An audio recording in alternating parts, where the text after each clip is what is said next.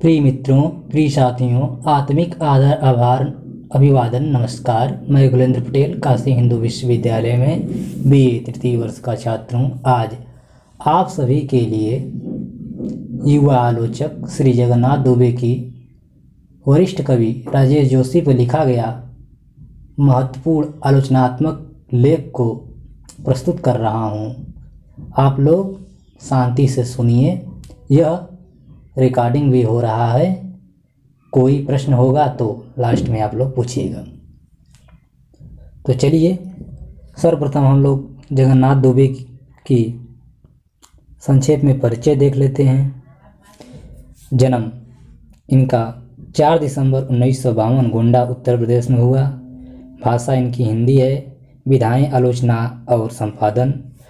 प्रमुख कृतियों में इनका जो है तद्भव, वगार्थ, पाखी, पल प्रतिपल, लमही, साखी, मंतव्य, बयां तथा जनसंदेश टाइम्स आदि पत्र पत्रिकाओं में आलेख प्रकाशित।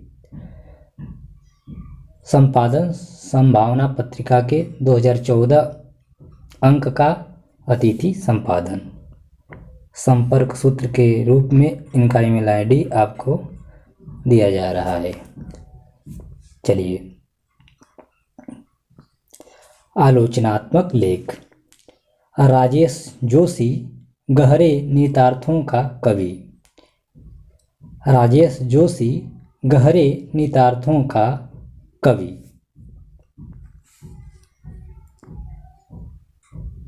हर प्रतिगामी शक्ति से मुखालफ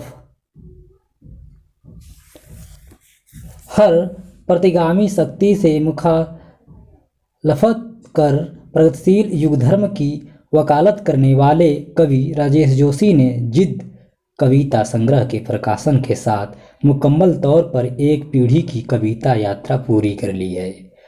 और इस तरह अब उनके लिखे का सम्यक मूल्यांकन करना जितना जरूरी है उतना ही सार्थक भी। इसका यह मतलब नहीं कि जिद से पहले यह मूल्यांकन बेमानी होता या जो हुआ है वह अधूरा है। किसी भी रचनाकार की रचनाधर्मिता के वर्णन, विवेचन और मूल्यांकन की प्रक्रिया सतत चलती रहती है। वह अपने किए की सामाजिक स्वीकृति के साथ ही आगे की दिशा भी तय करता चलता है। मुक्तिबोध के शब्दों में इसे ही रचनाकार का आत्मसंघर्ष कहा जाना उचित है। राजेश जोशी के इस आत्मसंघर्ष की प्रक्रिया की चरम परिणति जहाँ दिखती है वह जिद है। जिद संग्रह का प्रकाशन कई दृष्टि से बेहद महत्वपूर्ण है। यह संग्रह एक ऐसे समय में आया है जब प्रकाश पर अंधकार के वर्चस्व की विजय गाथा लिखने की पूरी तैयारी के साथ व्यवस्था की जकड़बंदी पूरे समाज पर हावी है। बेहद प्रायोजित ढंग से एक ऐसा माहौल बनाया जा रहा है जो पूरी तरह बाजार नियंत्रित और संचालित हो, जहां साहित्य और कला जैसे मानवीय सरोकारों से जुड़े विषयों के लिए कोई स्थान सुरक्षित न हो। प्रतिरोध की सबसे कमजोर आवाज को भी पूरे दलबल के साथ कुचल कर एकाधिकार की व्यवस्था कायम कर तानाशाही फरमान जारी करने की तैयारी हो। ऐसे समय में कथ्य के स्तर पर सत्ता के हर रूप से टकराते हुए अपना स्पष्ट प्रतिरोध दर्ज कराकर बेहद सावधानीपूर्वक गढ़ी गई कविताओं के मजबूत संकलन का आना हमें अपने समय और समाज को देखने समझने का अवसर देता है और एक कवि की प्रतिबद्धता को मूल्यांकित करने का उचित समय भी मुहैया कराता है। जिद संग्रह एक कवि के संपूर्ण कलात्मकता की स्वाभाविक परिणति जैसा है। अपने तेवर में राजेश जोशी अपने शुरुआती कवि जीवन से ही सामाजिक राजनीतिक संरचना के भीतर पल रही विभेदकारी और शोषण पर की व्यवस्था की मुखालफत कर एक सामाजिक जीवन पद्धति विकसित करने का प्रयास करने वाले कवि रहे हैं। उनकी चिंताओं में व्यक्ति, समाज और मानवीय मूल्य काफ़ी मुखर हैं। राजेश जोशी सुकून देने वाले कवि नहीं हैं, वे बेचैन करने वाले कवि हैं। यह बेचैनी उनके सामाजिक राजनीतिक व्यवस्था से असंतोष के कारण है। मुक्तिबोध ने अपनी एक कविता में कहा है, जो है उससे बेहतर चाहिए, जो है उससे बेहतर चाहिए। यह बेहतर की चाह ही असंतोष की जननी है। जवाहरलाल नेहरू ने कहीं लिखा है कि जीवन को कविता जितना सुंदर होना चाहिए। यह कविता जितना सुंदर होना क्या है? राजेश जोशी की लंबी कविता समर गाथा के बहाने इसे ऐसे समझें। स्वतंत्र होना है हमें, हम सबको चिड़ियों की तरह स्वतंत्र होना है। जीना है हमें, हम सबको पेड़ों की तरह जीना है। गर्व से सिर उठाए, धूप, पानी, हवा और मिट्टी के साथ ललहाते हुए, झूमते गाते हुए हम दुनिया को फूलों और फलों से लाद देंगे। जीवन के कविता की तरह होने से आशा शायद ऐसे जीवन के होने से होगा, लेकिन आलम यह है कि पूरी कायनात ही इस पूरे कवितापन की विरोधी होती चली जा रही है। भयंकर रूप से एक पागलपन का दौर चल रहा है और जो इस पागलपन में शामिल नहीं है वह जीने का अधिकारी भी नहीं है। ऐसी उद्घोषणा करने वाले समाज की वास्तविक सच्चाई व्यक्त करती है। ऐसी उद्घोषणा करने वाले समाज की वास्तविक सच्चाई व्यक्त करती है। मारे जाएंगे शीर्षक कविता। जहाँ समरगाथा शीर्षक कविता की इन पंक्तियों में कवि की इच्छा आकांक्षा अभिव्यक्त हुई है, वहीं मारे जाएंगे कविता भारतीय समाज का सच व्यक्त कर रही है। यह आकांक्षा और हकीकत का अर्थ दो समय का फर्क भी है। समरगाथा कविता एक ऐसे युवा कवि की सोच की कविता है जो व्यवस्था को अपने दम पर बदल डालने का स्वप्न पाले बैठा हुआ है। उसे अपने भुजाओं पर विश्वास है। वह सत्ता की चालाकी और धूर्तता से पूरी तरह परिचित न होने के कारण शायद उनकी गोटियों को ठीक से न समझ पा रहा हो, लेकिन जब वही कवि और ज़्यादा मजबूती के साथ सामाजिक संरचना की समझ विकसित कर लेता है तो उसे हकीकत का अंदाजा लग जाता है। इन्हीं सारे अंतर्विरोधों को ध्यान में रखते हुए धूमिल ने कहा होगा, हमारे यहाँ क्रांति किसी अबोध बच्चे के हाथों की जूझी है। हमारे यहाँ क्रांति किसी अबोध बच्चे के हाथों की जूझी है। यह अनायास नहीं है कि जहाँ समरगाथा कविता में कवि नाजिम हिकमत को कोट करते हुए शिकायतनामा अंदाज में कहता है, वे हमें अपने गीत नहीं गाने देते रोबसन। वे चाहते हैं कि हम अपने गीत न गा सकें। वही जिद तक आते आते कवि व्यवस्था का प्रतिरोध करने के लिए उसी के हथियार को इस्तेमाल करने की काबिलियत हासिल कर कहता है, अंधेरे से जब बहुत सारे लोग डर जाते थे और उसे अपनी नियति मान लेते थे, कुछ जिद्दी लोग हमेशा बच रहते थे समाज में, जो कहते थे अंधेरे समय में अंधेरे के बारे में गाना ही रोशनी के बारे में गाना है। वे अंधेरे समय में अंधेरे के गीत गाते थे। अंधेरे के लिए यही सबसे बड़ा खतरा था। अंधेरे का यह गीत गा सकने की योग्यता उसी के पास है जो अंधेरे की गति और नियति दोनों जानता हो। राजेश जोशी को वह योग्यता हासिल है। उनके पास व्यापक सामाजिक अनुभव तो है ही, प्रत्येक घटनाक्रम को देखने, समझने और अभिव्यक्त करने की सूक्ष्म अंतर्दृष्टि भी है। यह अंतर्दृष्टि ही राजेश जोशी को अपने समकालीनों से अलग बनाती है और विशिष्ट भी और वरिष्ठ में बदलने तक की पूरी यात्रा दर्ज मिलती है। राजेश जोशी की कविताओं को उनके स्वाभाविक विकास रूप में देखने पर एक युवा कवि के प्रौढ़ और वरिष्ठ में बदलने तक की पूरी यात्रा दर्ज मिलती है। लंबी कविता, समर गाथा और एक दिन बोलेंगे पेड़ या मिट्टी का चेहरा के कवि राजेश जोशी और नेपथ्य में हंसी, दो पंक्ति के बीच चांद की बरतनी और जिद के कवि राजेश जोशी में जो अंतर आया है वह साफ दिखता है। अपनी प्रारंभिक कविताओं में जहां कवि का तेवर एक तरफ रोमानी किस्म का था तो दूसरी तरफ जो भी गलत है उसे अपने तरफ बदल कर रख देने का जज्बा मौजूद था। धीरे धीरे करके यह दोनों तेवर खत्म होता गया और उसकी जगह लेती गई एक गहरी बेचैनी।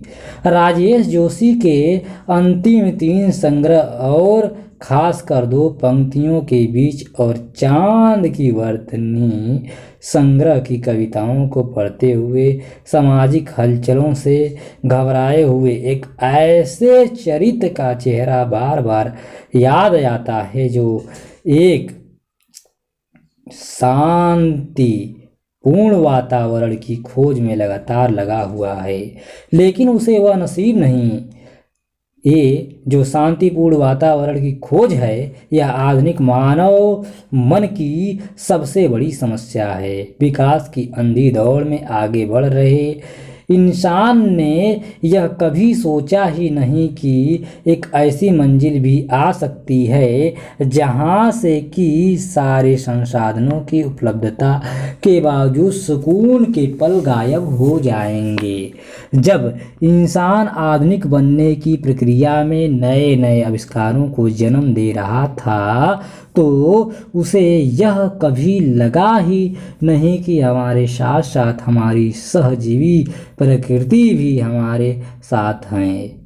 उसे असंतुलित करके हम जो भी अर्जित करेंगे वह क्षणिक सुख भले दे शाश्वत शांति नहीं दे सकता। विकास के दौड़ में खांव खांव करता इंसान सब कुछ निकल जाना चाहता था। उसके रास्ते में नदी आई तो उसने उसे सुखा दिया। जंगल आए काट डाला, पहाड़ आए खोद कर फेंक दिया। जहाँ हरे भरे पेड़ों की जरूरत थी वहाँ बड़ी बड़ी चिमनियाँ लग गईं। मन में वैमनस्य पाल लिया, मानवीयता का गला घोट दिया, साहित्य संस्कृति से अपना नाता तोड़ लिया और तब उसने कहा कि मैंने विकास किया है। मैं आधुनिक हो गया हूँ। 2 विश्व युद्धों के करोड़ों नरसंहारों को अपनी विजय यात्रा बताने वाले क्रूर मनुष्य के अवचेतन तक में सांप्रदायिकता और नस्ली श्रेष्ठता का जहर भरा हुआ है, लेकिन वह ऐंठ कर चलता है और कहता है कि यह हमारी उपलब्धि है, जब यह अकल्पनीय है। कलाएं सामाजिकता और सहजीविता की पक्षधर हुआ करती हैं। उन्हें इस तरह का एकांगी परिवर्तन प्रगतिशील कम प्रतिगामी ज़्यादा लगता है, इसलिए वे इसकी मुखालफत करती हैं। एक सजग सर्जक कला के मूल्यों के साथ उचित बर्ताव करते हुए अपना युग धर्म निर्मित करता है। राजेश जोशी जैसे सजग कवि की कविताओं में यह युग धर्म बेहद मजबूती के साथ अभिव्यक्ति पाया है। आधुनिक भारतीय मानव मन की निर्मिति में जिन पुरखे रचनाकारों से संवादी रिश्ता कायम कर एक बेहतर सामाजिक संरचना का विकास हो सकता था, वह हिंदी नवजागरण के दौर में ही अपनी तमाम प्रगतिशील भूमिका के बाद भी खंडित नजर आता है। कबीर और तुलसी जैसे पुरखे जिस सामाजिक एकता की वकालत कर रहे थे, और आचार्य रामचंद्र शुक्ल के हवाले से कहूँ तो कबीर जैसे संत डांट फटकार कर दोनों दिन के लोगों को एक साथ लाकर बिठा पाने में सफल भी हो गए थे। उसकी धार को उन्हीं के वंशजों ने आगे चलकर अवरुद्ध कर दिया। यह अवरोध कुछ इस तरह पैदा हुआ कि भारतीय इतिहास की महान कलंकित घटना देश विभाजन के रूप में उसकी परिणति हुई। दो विश्व युद्ध की भयंकर तबाही के साथ देश विभाजन का दर्द लिए राजेश जोशी की पीढ़ी जब साहित्य के क्षेत्र में आ रही थी, तब तक भारत पाक युद्ध भारत चीन युद्ध थी। यह बात रेखांकित करने की है कि कायदे से राजेश जोशी एक कवि के रूप में जेपी आंदोलन के साथ साहित्य के रंगमंच पर आते हैं। राजेश जोशी जैसा सजग सर्जक उस आंदोलन की चेतना से न प्रभावित हुआ हो, ऐसा हो सकना काफी कठिन है। जेपी आंदोलन आपातकाल कांग्रेस का सत्ता से विमुख होना, जनता दल की सरकार और फिर कांग्रेस की वापसी से कुछ घटनाएं इतने कम दिनों में घटित हुई और इतनी प्रभावकारी साबित हुई कि इनका हम जैसे जिन्होंने उसे देखा नहीं सिर्फ अनुमान ही लगा सकते हैं। भारत की सामाजिक राजनीतिक गतिविधियों के लिए से 70 से 80 का दशक जितना तीव्र हलचलों वाला दशक सिद्ध हुआ, उतना बहुत कम बार होता है। 20वीं सदी का तो कोई और दशक याद नहीं आता और यह परिवर्तन का एक रेखांकन सिद्ध हो रहा था। उस दौरान जो कुछ घटित हो रहा था वह अपना असर छोड़ रहा था। भारतीय राजनीति के लिहाज से जेपी आंदोलन एक तरफ विपक्ष का विकल्प तय करने वाला आंदोलन था, तो दूसरी तरफ समाज के पिछड़े वर्ग को सत्ता की कुंजी सौंपने वाला भी साबित हो रहा था। आर्थिक सुधारों के लिहाज से यही वर्ष हरी क्रांति और श्वेत क्रांति के वर्ष भी हैं। दो विश्व युद्धों का मार खाया विश्व और विभाजन, विस्थापन, सांप्रदायिक दंश और गरीबी का मार खाया भारत, जहां एक युवा कवि के आधार में मौजूद था, वहीं ये घटनाएं जिनमें उसकी सीधी सीधी आवाजाही थी, उत्प्रेरक का कार्य कर रही थीं। इन्हीं सबों के बीच अपने समय को रचने की कोशिश करने वाला कवि जब अपने पीछे देखता था तो मुक्ति बोध इशारे से उसे संभावित खतरों से सजग कर रहे थे। नागा अर्जुन हाथ पकड़कर साथ चलने को कह रहे थे तो राजकमल चौधरी मुक्ति प्रसंग में अपनी बीमारी के बहाने देश की बीमारी का महाआख्यान लिख रहे थे। राजेश जोशी की लंबी कविता समरगाथा को जब इन सभी हलचलों के बीच पढ़ा जाएगा तो उसके जूं का वृत्तांत आसानी से समझ आएगा। समरगाथा नामक कविता के बारे में राजेश जोशी ने लिखा है कि इसकी प्रेरणा गोल्डन फ्लिज की खोज नामक यूनानी कथा से मिली और यह एक नवसिखिए कवि का उत्साह और आवेग था। यह उत्साह और आवेग जितना एक नवसिखिए कवि का उत्साह और आवेग था, उससे कई गुना ज़्यादा एक युवा कवि की बेचैनी की प्रवृत्ति थी। एक युवा का जो गुस्लैस नायकत्व हो सकता है वह इस कविता में व्याप्त है। चीजें किस तरह एक दूसरे से जुड़ी होकर भी अपना पूरा विधान रच सकने में सफल होती हैं, यह देखने के लिए एक ही समय की कई विधाओं से एक साथ टकराना चाहिए। यह अन्यास नहीं है कि भारतीय इतिहास का यह दशक युवाओं के गुस्से की अभिव्यक्ति का दशक भी है। कला के हर माध्यम में नायकत्व एक युवा गुस्सेल के हाथों में ही है, चाहे वह कविता, कहानी, उपन्यास, नाटक हो या सिनेमा हो या फिर पेंटिंग। लेकिन इसके बाद धीरे धीरे कांग्रेस के सत्ता में वापसी के साथ ही यह उत्साह भीतर चला गया और राजेश जोशी की पीढ़ी ने अपनी अभिव्यक्ति के लिए एक नई जमीन तलाश की। वह जमीन कैसी थी, इसके बारे में खुद राजेश जोशी लिखते हैं कि मुझे लगता है कि 8वें दशक की कविता वस्तुतः हॉरिजॉन्टल एक्सिस की कविता है। उदात्तता, गहराई, ऊंचाई या जटिलता में धंसना जैसे पदों में उसे नहीं समझा जा सकता। ऊर्ध्व अच्छी सोच के ये सारे पद अब निरस्त हो चुके हैं। आज की कविता में गुणार्थ नहीं, निहितार्थ महत्वपूर्ण है। धूमिल के साथ साथ कविता में नायकों की विदाई का अंतिम गीत गाया जा चुका है। यहाँ नायकों का प्रवेश निषिद्ध है। यह चरित्रों की कविता है। यह हमारे आसपास और दूर तक फैले जीवन प्रसंगों की कविता है। वह जीवन को उसकी विशिष्टता नहीं रही, उसके विस्तार में रचना चाहती है। यह एक सहज भाव की कविता है। आचार्य रामचंद्र शुक्ल ने कहीं कहा है कि सच्चे काव्य में सहज भाव प्रधान होता है, आरोपी नहीं। इसी अर्थ में वह एक सच्ची कविता है। इसमें सामान्य का विशिष्टीकरण या विशिष्ट के सामान्यीकरण की कोशिश नहीं है। वह सामान्य को सामान्य की तरह ही दिखाना चाहती है। उसी में आगे चलकर प्रवृत्तिगत विशेषताओं को उद्घाटित करते हुए उन्होंने लिखा है, 8वें दशक की कविता अपनी कला, भाषा और अपने पूरे व्यवहार में अपने से पहले की संपूर्ण कविता की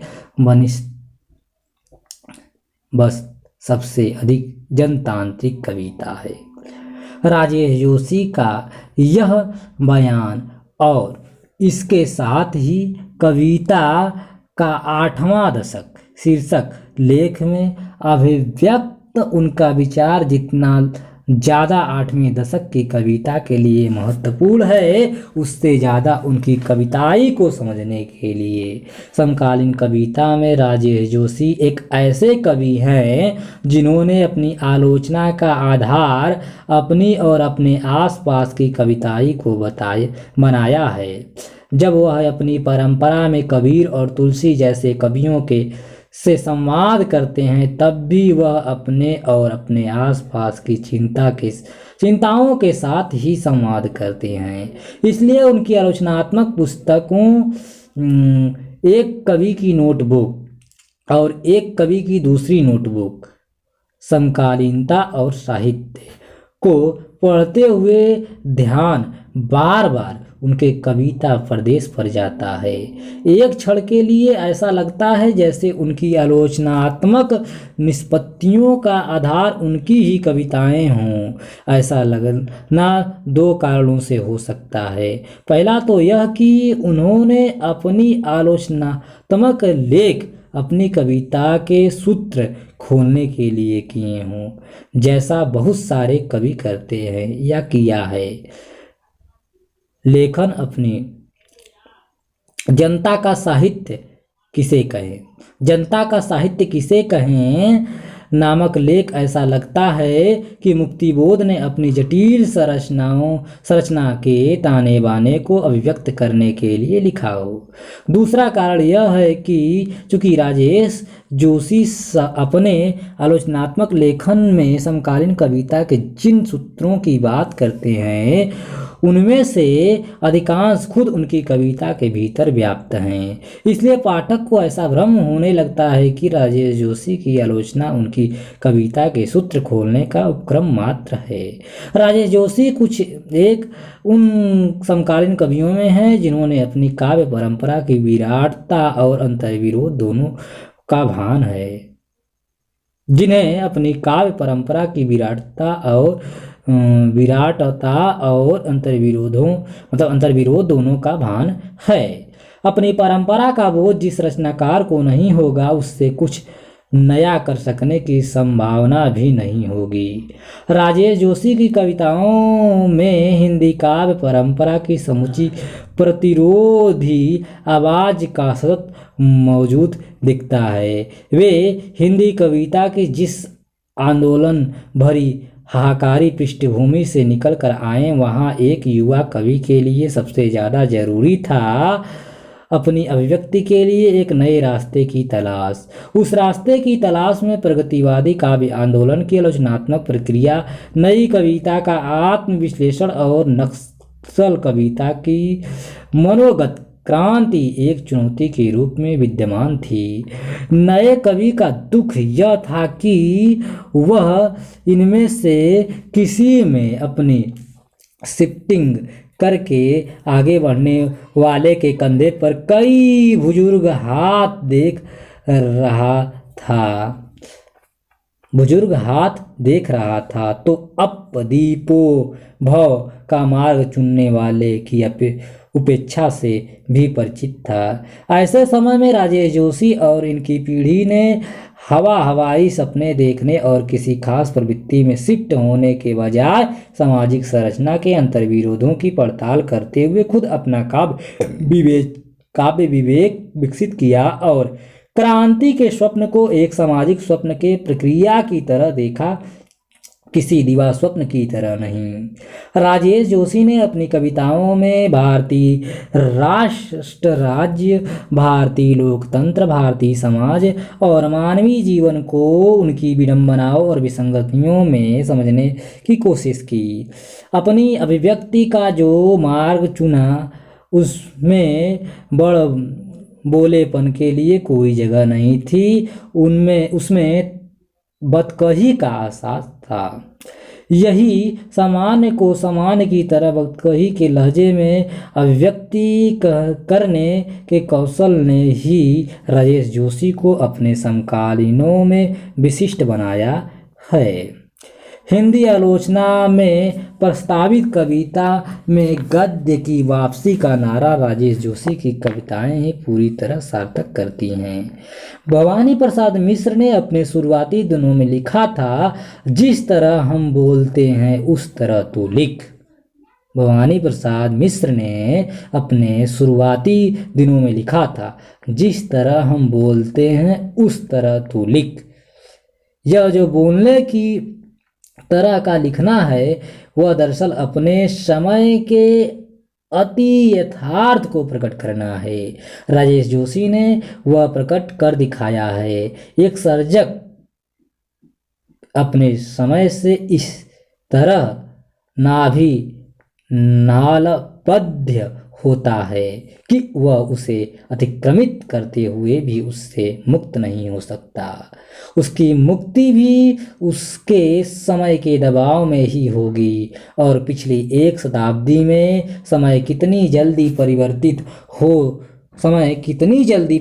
हो रहा है, उसे देखना हो तो अरुण कमल की कविता हाट देखना चाहिए।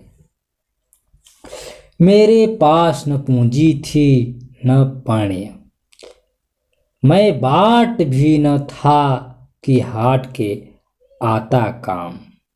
न पाप कमाया न पुण्य न ही रहा अच्छत, दिन भर घूमता ढली देह लिए लौटा धाम।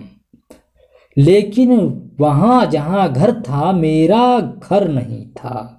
अट्टालिका थी, लौ, कपाट और द्वारपाल, यहाँ मेरा घर था। मेरे पिता, मेरी माँ, मेरा घर। दिवालय द्वारपाल हंसे, तुम किस जन्म की बात कर रहे हो? द्वारपाल हंसे, तुम किस जन्म की बात कर रहे हो? इस परिवर्तित हो रहे समय में मानवीय मूल्यों का क्षरण भी उतनी ही तेजी से हो रहा है। राजेश जोशी ने ही इंदिरा गांधी के वक्तव्य को कोट किया है, जिसमें वे कहती हैं कि नेहरू राजनीतिक चिंतक थे और मैं मात्र राजनीतिज्ञ हूँ। मैं अपनी तरफ से जोड़ कर कहूँ तो आज सिर्फ जुमले बाज बचे हैं, चिंतक और राजनीतिक गायब हो गए हैं। तो ये जो समय का सच है, उससे एक सर्जक कवि की मुक्ति कठिन है। आज कोई बात वैसे नहीं कही जा सकती जैसे 50-60 साल पहले कही जा सकती थी, क्योंकि 50 साल पहले जो डोमाजी उस्ताद अंधेरे में चल रहे किसी जुलूस का हिस्सा था, वह आज दिन में सड़कों पर तांडव मचा रहा है। यह घोषणा के साथ कि जो इस पागलपन में शामिल नहीं होंगे मारे जाएंगे। और दशा तो देखिए, हमारा सत्ताधीश भी उसके सम्मान की पूरी रक्षा कर रहा है। ऐसे समय में लड़ाई सीधे सीधे लड़कर नहीं जीती जा सकती। उसके लिए राजेश जोशी जैसा रचनाकार कई नए हथियार और नुस्खे इजाद कराता है प्रतिरोध के लिए, और कहता है, हंसों की विरोध करने की ताकत कम हो रही है हमारे समाज में। वह हंसते हुए अंधेरे की गीत गाता है और दुनिया के सभी अच्छे लोगों को एक साथ आगे आने की बात करता है। यह सब कुछ इतने सामान्य ढंग से होता है कि इसकी विशिष्टता का पता तब तक नहीं चलता जब तक उसके भीतर की हलचल को न थाया जाए। लेकिन ज्यों ही आप उसकी गहराई में जाते हैं, उसके ताप का एहसास होता है। वह एहसास इतना तीव्र और तीखा होता है कि वहां जाने के बाद मनुष्य एक गहरे असंतोष और बेचैनी से भर उठता है। यह असंतोष और बेचैनी समाज में बढ़ रही नकारात्मक भंगिमाओं से मुक्ति का आख्यान रचने के क्रम में व्यक्त यथार्थ बोध से टकराने के कारण होती है। राजेश जोशी समाज के संपूर्ण अंतर्विरोधों को अपने भीतर इस तरह पचा जाते हैं कि ऊपर से देखने पर उनकी अभिव्यक्ति का आख्यान पाठक को आकर्षित करता है। उस आकर्षण में वह सहज ही राजेश के मनोजगत का सहचर बन जाता है। जब वह राजेश जोशी का सहचर होता है, तब उसे उनके भीतर का असंतोष और गुस्सा समझ आता है। बाहर से शांतचित्त दिखने वाले राजेश जोशी का कभी मन कितना बेचैन है, इसका अंदाज बच्चे काम पर जा रहे हैं, मेरठ 87 इत्यादि। जब तक मैं एक अपील लिखता हूँ, दादा खैरियत, यह धर्म के विरुद्ध, नसरगट्टे, मेरा नया फ़ोन नंबर जैसी तमाम कविताओं में देखा जा सकता है। राजेश जोशी जब कहते हैं कि 8वें दशक की कविता अपनी पूर्ववर्ती काव्य परंपरा से ज़्यादा जनतांत्रिक हुई है, तो उसे काव्य के भीतर के जनतांत्रिक मूल्यों के साथ कथ्य के प्रयोग की जनतांत्रिकता में भी देखना चाहिए। इससे पहले के काव्य आंदोलन सीमित विषय क्षेत्र की भावपूर्ण अभिव्यक्ति का मार्ग तलाशने वाले आंदोलन थे। शैवाल सभ्यता की सामाजिक सांस्कृतिक प्रक्रिया के भीतर अपने युग धर्म से टकराते हुए मुक्ति का आकांक्षी काव्य आंदोलन था, तो प्रगतिवाद सभ्यता की आलोचनात्मक प्रक्रिया विकसित कर रहा था। इसी तरह नई कविता के केंद्र में व्यक्ति और उसकी जीवन स्थितियां मुखर थी, लेकिन समकालीन कविता इन सारे संदर्भों को अपने समयानुकूल अभिव्यक्त करने के साथ बहुत सारे ऐसे विषय भी प्रस्तावित किए जिनकी तरफ इससे पहले ध्यान गया भी था। किसी कवि का तो बहुत सामान्य ढंग से लोकेल से ग्लोबल तक की है। समकालीन कविता सच्चे अर्थों में कविता की संपूर्णता का दूसरा नाम है। यहाँ कवि की यात्रा लोकेल से ग्लोबल तक की है। समकालीन कविता के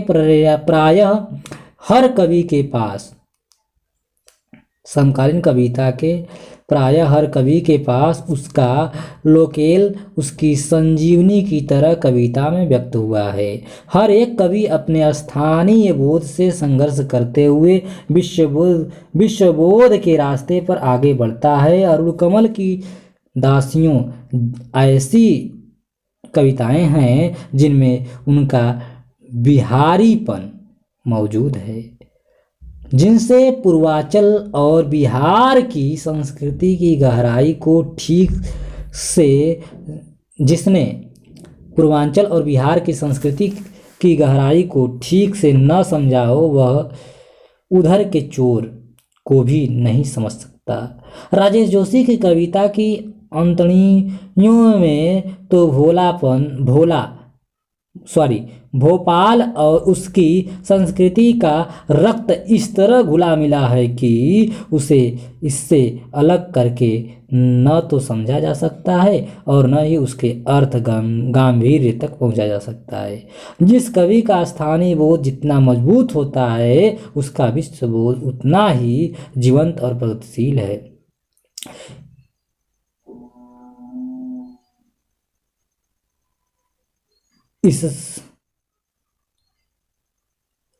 इस मामले में समकालीन कविता में राजेश जोशी सबसे महत्वपूर्ण कवि हैं। भोपाल और मध्य प्रदेश संदर्भित उनकी जितनी कविताएं हैं, उनके भीतर एक उच्च आत्मीयता बोध मौजूद है।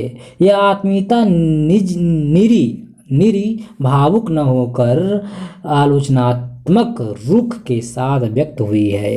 राजेश जोशी की कविताएं जीवन के शाश्वत मूल्यों की कविताएं हैं। कविता में जीवन का शाश्वत मूल्य कैसे अभिव्यक्त होता है, इसे ऐसे समझें जैसे भोपाल गैस त्रासदी एक ऐसी घटना है जिस पर बहुत सारे कवियों ने बहुत सारी कविताएं लिखी, लेकिन अगर भोपाल गैस त्रासदी पर राजेश जोशी की कविताएं हमें अब भी बेचैन करती है, तो वह उनका शाश्वत रूप ही है।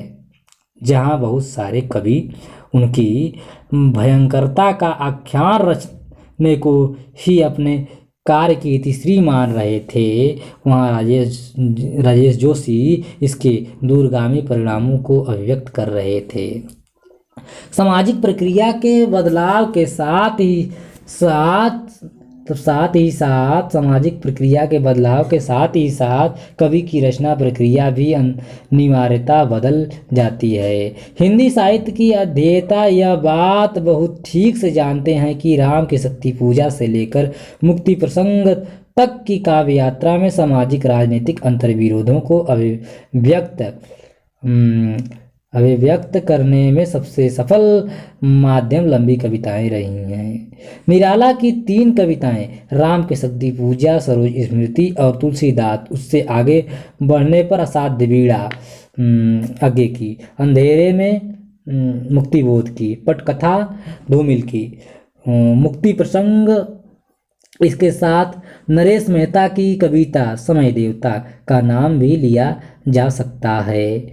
इन कविताओं में सामाजिक सांस्कृतिक जटिलता का ताना बाना गहराई से अभिव्यक्ति पाता है। लेकिन क्या कारण है कि मुक्ति प्रसंग के बाद उस तरह का सामाजिक अंतर्विरोध संपूर्णता में व्यक्त करने वाली लंबी कविताओं का दौर खत्म हो गया? इसे इस तरह देखना कैसा लगेगा कि महाकाव्य से लंबी कविता और फिर उसकी अगली कड़ी छोटी कविता, क्या यह सामाजिक जटिलता को एक साथ व्यक्त न कर पाने की असमर्थता का सूचक नहीं है? आचार्य रामचंद्र शुक्ल ने कविता का क्या है आचार्य रामचंद्र शुक्ल ने कविता क्या है निबंध में लिखा है, ज्यों-ज्यों हमारी वृत्तियों पर सभ्यता के नए नए आवरण चढ़ते जाएंगे, त्यों एक ओर कविता की आवश्यकता बढ़ती जाएगी, दूसरी ओर कवि कर्म कठिन होता जाएगा। उस कवि कर्म की कठिनाई आज का कवि शिद्दत से महसूस कर रहा है। उक्त जिज्ञासा से राजेश जोशी के साथ कुछ इस तरह टकराया जाए कि वह टकराव उनकी काव्य यात्रा का गवाह बने। समरगाथा से जिद्द तक की काव्य यात्रा में जिस तरह सामाजिक प्रक्रिया में वर्गीय चेतना अपने विशेषीकृत मूल्यबोध के साथ आगे बढ़ती है, उसी तरह राजेश जोशी की काव्य यात्रा भी कई पड़ावों से गुजरते हुए जिद्द तक पहुंचती है। समरगाथा कविता में स्पष्टतः दो वर्ग हैं, एक शोषक वर्ग, दूसरा शोषित वर्ग। इनके बीच के संघर्ष की दास्तान है, जिनमें बहुत सारे प्रभाव भी है जिन्हें खुद कवि ने स्वीकार किया है। यहाँ समाज की वर्गीय चेतना का दो ही पक्ष मुखर हैं, एक शोषक दूसरा शोषित, एक प्रगतिशील दूसरा प्रतिक्रियावादी, एक शासक दूसरा शासित। लेकिन इससे आगे बढ़ने पर ज्यों-ज्यों सामाजिक अनुभव की जटिलता की समझ विकसित होती गई और विशेषीकृत रूप उभरते गए, त्यों कविता में उनका दबाव बढ़ता गया और कविताएं लंबी से छोटी होती गईं। समाज की विशेषीकृत वर्गीय चेतना के कई रूपों को एक साथ कविता में साध पाना आसान नहीं होता, जबकि इन सभी की समस्त अभिव्यक्ति जरूरी होती है। इसी संकट की तरफ आचार्य रामचंद्र शुक्ल का वक्तव्य ध्यान दिलाता है। ऐसे में कवि के लिए जरूरी हो जाता है कि वह उनकी अभिव्यक्ति के लिए छोटी कविताओं का माध्यम चुने। शायद यही वजह है कि इनके बाद जितनी मारकता छोटी कविताओं में है, उतनी लंबी कविताओं में नहीं। कुंवर नारायण की कविताएं इसका अपवाद जैसी लगती हैं, जब वे आत्मजयी बाजस्रवा के बहाने और कुमार जीव जैसे खंड काव्य में मिथकीय आख्यान के माध्यम से अपना समय सच अभिव्यक्त कर पाने में समर्थ होते हैं। लेकिन यह अभिव्यक्ति भी एक खास किस्म की विशेषीकृत अभिव्यक्ति का मार्ग तलाशती अभिव्यक्ति ही है। इसके केंद्र में सामाजिक संरचना के वे अस्मितामूलक विमर्श नहीं शामिल हैं, जिनकी तरफ मुक्तिबोध अपनी आलोचना में बार बार इशारा कर रहे थे और जिन पर उनके बाद की हिंदी कविता की वह पीढ़ी खड़ी हुई जिसके लिए मुक्तिबोध की किसी आइकन से कम नहीं है। ये सत्ता संरचनाओं के आपसी अंतर्विरोधों को अभिव्यक्त करने वाली मूल्यपरक विमर्श की कविताएं हैं। राजेश जोशी की 90 के बाद की कविताओं में जो विशेषीकृत वर्गीय बोध व्यक्त हुआ है, वह सामाजिक संरचना में उभर रहे विमर्शों के मानिंद उन वर्गों को समाज की समग्रता में देखने के उपक्रम के रूप में आया है। मेरी कही हुई बातें अमूर्तन का शिकार हों इससे पहले मैं राजेश जोशी की कुछ कविताओं का उल्लेख भर करना चाहता हूँ। नेपथ्य में हंसी संग्रह की 2 कविताएं जन्म और थोड़ी सी जगह सामाजिक संरचना के भीतर जन के विशेषीकृत वर्गीय रूप की अभिव्यक्तियां हैं। ऐसा उनके बाद के संग्रहों 2 पंक्तियों के बीच और चांद की वर्तनी में भी मिलता है। राजेश जोशी अपनी कवि परंपरा से संवाद करते हुए अपने समय की बारीक समझ रखने वाले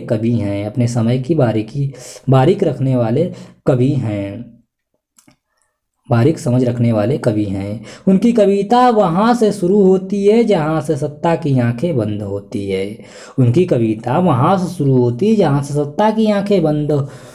हो जाती हैं।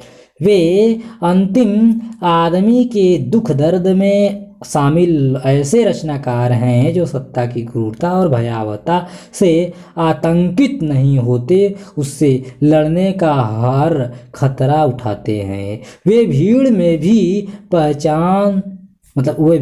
भी पहचान में आ जाने वाले कवि हैं। जब सब कोई चुप हो तब भी बोलने का दम भरने वाले और जनता के साथ खड़े रहने वाले रचनाकार हैं। अपने समय की हर एक प्रतिक्रियावादी ताकत की पहचान का विवेक रखने वाले सर्जक तो हैं ही, उससे कैसे निपटना है इसकी योग्यता हासिल कर चुके कालविद भी हैं। मार्क्सवादी जीवन दर्शन में विश्वास उनकी कविताओं में साफ तौर पर अभिव्यक्त होता है।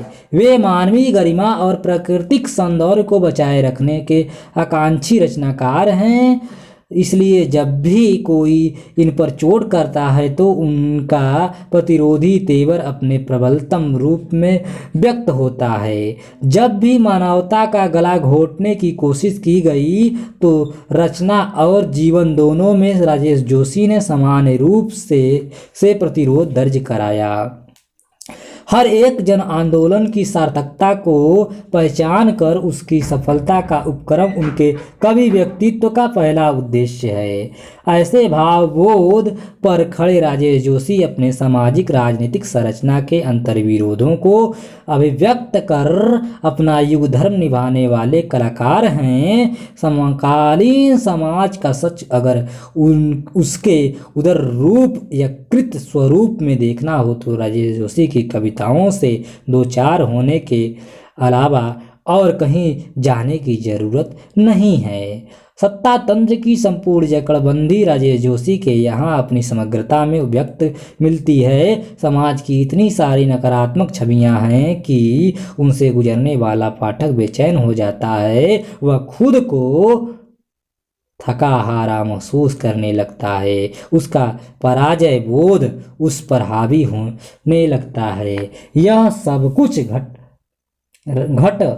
रहा होता है तभी अचानक राजेश जोशी की कविता बच्चा पाँव ले रहा है याद आ जाती है। राजेश जोशी ने अपने समय और समाज से टकराते हुए हर संवेदनशील मुद्दे को बेहद मजबूती के साथ अभिव्यक्त किया है। उनकी रचनात्मकता के केंद्र में सांप्रदायिक विद्वेष के भीतर परास्त हो रही मानवता का चेहरा सामने दिखेगा। आधुनिकता के अर्थ केंद्रित विकास ने पूरे वैश्विक संरचना की इस कदर असंतुलित किया है कि हर तरफ मार काट और त्राही त्राही ही मची हुई दिखती है। सांप्रदायिक शक्तियों का उन्माद अपने चरम पर है। पूरे विश्व को सीरिया में तब्दील कर देने की जुगत चल रही है। तब कुछ अच्छे लोग असहाय से नजर आते दिखते हैं। सांप्रदायिक दंगे आदमी को किस हद तक बौखलाहट में डाल देता है। सांप्रदायिकता के नाम पर दर्ज हुई एक छोटी घटना किस कदर अखिल भारतीय रूप ले लेती है, वह कितना जल्दी फैल जाती है और इंसान के बीच कौमी दीवार खड़ी कर देती है। यह सारी स्थिति कवि को ठीक से पता है। कवि के भीतर इन्हें देखना हो तो मैं और सलीम और 59 का साल, मेरठ 87, जब तक मैं एक अपील लिखता हूँ और बर्बर, सिर्फ बर्बर थे, जैसी कविताएं देखी जा सकती हैं। इस तरह राजेश जोशी जब अपने समय की विडंबनाओं की ओर इशारा करते हैं तो बच्चे काम पर जा रहे हैं जैसी कविताएं बनती हैं। किसी भी स्वस्थ समाज की विवश हो जिस उम्र में, किसी भी स्वस्थ समाज की इससे बड़ी विडंबना और क्या हो सकती है कि उस समाज का भविष्य बाल मजदूरी करने को विवश हो जिस उम्र में एक बच्चे को अपने भविष्य के सपने बुनने चाहिए, उस उम्र में वह परिवार का बोझ ढोने को विवश है। यह ऐसा चित्र है जो किसी भी संवेदनशील व्यक्ति को गहरे तक मथ देता है। इस तरह के हजारों चित्रों और जनतंत्र के जन की भागीदारी को हाशिए पर जाते देखकर कवि लिखता है, सड़क बनवाने का श्रेय लेती है जब कोई सरकार, मेरे हलक में अटक जाता है कौर, मेरे मुंह से निकलती है काली कामचोर। राजेश जोशी की कविताओं के भीतर जाने पर उनका दबा गुस्सा महसूस होता है। बाहर की शांति के भीतर एक ऐसा गुस्सैल आदमी बैठा हुआ है जो अपनी पूरी व्यवस्था से बेहद खिन्न है। वह देख पाता है कि जो सारा कुछ करते हैं उनकी गिनती इत्यादि में होती है और जो कुछ नहीं करते हैं वे हमारे नियंता और भाग्य विधाता बन बैठते हैं। आपातकाल के बाद की हिंदी कविता की वह धारा जो सीधे सीधे लोकतांत्रिक मूल्यों के विघटित रूप की आलोचना करने के साथ जन के एकाक के आधार पर शोषक वर्ग को अपदस्थ कर सकने में विश्वास करती है, उसके अगुआ कवि के रूप में राजेश जोशी का उल्लेख किया जा सकता है। राजेश जोशी की कविताओं में व्यवस्था के विरोध के साथ साथ बेहतर सामाजिक संरचना का स्वप्न भी मौजूद है। राजेश जोशी कई सारे बिंदुओं पर अपने समकालीनों में विशिष्ट इस अर्थ में भी हैं कि उनके यहाँ संग्रह और त्याग का विवेक अन्यों की अपेक्षा ज़्यादा स्पष्टता के साथ रेखांकित किया जा सकता है। जब सब कुछ सत्ता की जकड़ में कैद हो तो क्रांति की बात थोड़ी बेमानी लगती है। ऐसे में होता यह है कि कुछ तो पराजय बोध का शिकार होकर निराश के गर्त में चले जाते हैं, कुछ जो अति उत्साही होते हैं वे एक बेहद सामान्यकृत ढंग का प्रोपोगंडा खड़ा करने का प्रयास कर अपने को क्रांतिकारी घोषित कर लेते हैं। ऐसे में राजेश जोशी जैसे दृष्टि संपन्न कवि प्रतिरोध की सबसे छोटी इकाई से भी क्रमिक परिवर्तन की आस लगाए अपना पक्ष स्पष्ट करते दिखते हैं। वे लिखते हैं, कमबख्त एक नस ने जरा सा ऐंठ कर हर मुमकिन को कर दिया नामुमकिन। राजेश जोशी की कविताओं का जितना मजबूत पक्ष उनकी सामाजिक सांस्कृतिक चेतना है उतना ही मजबूत मानवीय और प्राकृतिक प्रेम भी है, लेकिन यह भी उतना ही रेखांकित करने योग्य है कि सामाजिक अंतर्विरोधों और विडंबनाओं का घाटा तो ज्यों त्यों गहराता गया है, ज्यों त्यों दूसरा पक्ष सिजता गया है। यह कारण नहीं है कि जहाँ उनके प्रारंभिक दो संग्रहों एक दिन बोलेंगे पेड़, मिट्टी का चेहरा में प्राकृतिक सौंदर्य के प्रति सम्मोहन का भाव काफी प्रमुखता से अभिव्यक्त हुआ है। पेड़ पौधे, पक्षी, पहाड़, नदियाँ, तालाब और पत्थर, इनके बहुत सारे बिंब अपने सौंदर्य स्वरूप में व्यक्त हुए हैं। वहीं बाद के संग्रहों में इन बिंबों के आते ही कवि का अपने सौंदर्यात्मक स्वरूप में व्यक्त हुए हैं। वहीं बाद के संग्रहों में इन बिंबों के आते ही कवि का मन आहत सा हो गया दिखता है। चांद की वर्तनी नामक संग्रह की किस्सा उस तालाब का शीर्षक कविता में प्राकृतिक सौंदर्य के नष्ट होने से आहत एक कवि मन की बेचैनी साफ देखी जा सकती है। प्लेटफार्म पर बैठकर अखबार में बने तालाब के सूखते चित्र को देखकर कवि तमाम ख्यालों के अंत में अपने बेचैन मन की अभिव्यक्ति कुछ इस तरह करता है। मैं दहशत से भरा एक सूखे तालाब में चल रहा था। मेरे जूतों के नीचे चिंदी चिंदी होता कराह रहा था अखबार। मेरे अंदर कोई पूछ रहा था लगातार, कब कब वह पानी देखूंगा जिसे पानी कहने की तसल्ली हो और जल कहने से मन भीग जाए। राजेश जोशी अपने अंतर्वस्तु की विविधता को व्यक्त करने के लिए अभिव्यक्ति के अलग अलग रास्ते तलाशते हैं। उनके यहाँ जीवन के छोटे छोटे अनुभव काव्य अनुभव के दायरे में आते हैं। वे जीवन के हर क्षण के भीतर कविताई तलाश लेने वाले कवि हैं। कविता उनके लिए जीवन का परिष्कृत रूप मात्र है। वे दिव्यता और भव्यता का गुणगान न करके सहजता और सरलता से बदकही करने वाले कवि हैं। पाठक को आहिस्ता आहिस्ता अपने पास बुलाते हैं। जब पाठक उनके एकदम करीब आ जाता है तो उससे धीरे से कविता के भीतर ही एकाध वाक्य ऐसे कह देते हैं कि वही उसके लिए पर्याप्त होता है। राजेश जोशी की कविता में गद्य की पर्याप्त आवाजाही के बाद भी कविता की बुनियादी विशेषता उसकी लय कहीं से भी खंडित नहीं होती।